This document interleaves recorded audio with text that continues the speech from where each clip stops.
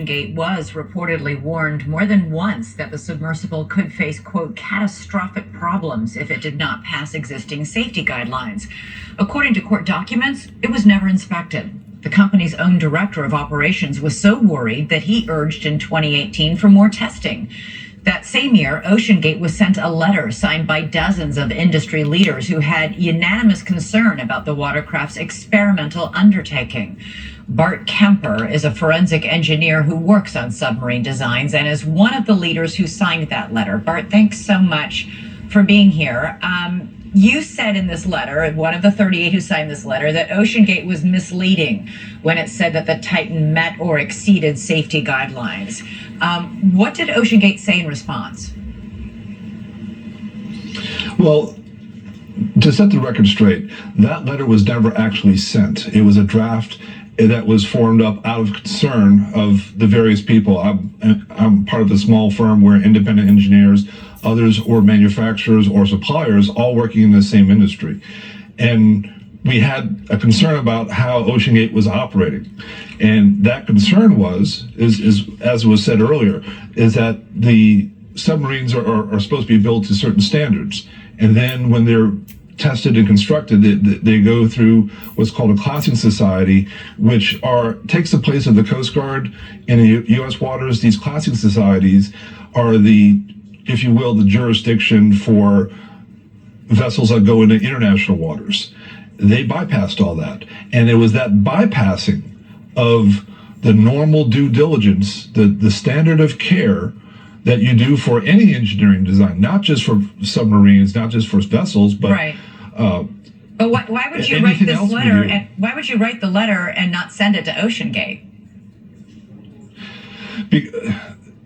The letter was done through the auspices of the Marine Technology Society. Now the thing is, that is in the large print of its name, the Technology Society. If it started getting into trying to manage commerce and telling businesses how to operate, it would not only be outside of its charter, it would be potentially open to favoritism or some other lawsuit, and depending on the jurisdiction, it could run afoul for government actions. It would be acting as a government agency.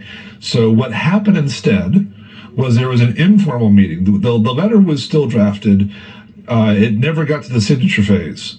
But what the important thing is that a number of the people who worked on that letter met with Stockton and had the conversations. And what did he say in response? He did agree. Now, I'm reporting what I heard from the people who were there. I was not there. But what happened was he changed a number of the things. There was more transparency about the nature of this being an experimental. He stopped saying that this meets a standard because it was never tested to that standard. How can you say it meets or exceeds the standard if it wasn't tested at all, let alone according to the standard? So those are the things that we wanted to do at a minimum, is to change his outward-facing advertisements and how he was presenting it, so anyone who got involved would have a clearer picture of it. Part of what the waiver that was talked about earlier, that waiver became what it is now through that conversation, where it was very explicit. Right. This is an experimental. Death is possible. I guess I just want, yes. You're an expert in this field.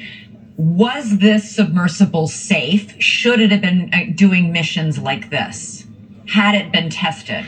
That's the problem. You don't know. If you don't test it, you don't know. If you don't build it to a standard, how do you know it's wrong? So that's the problem.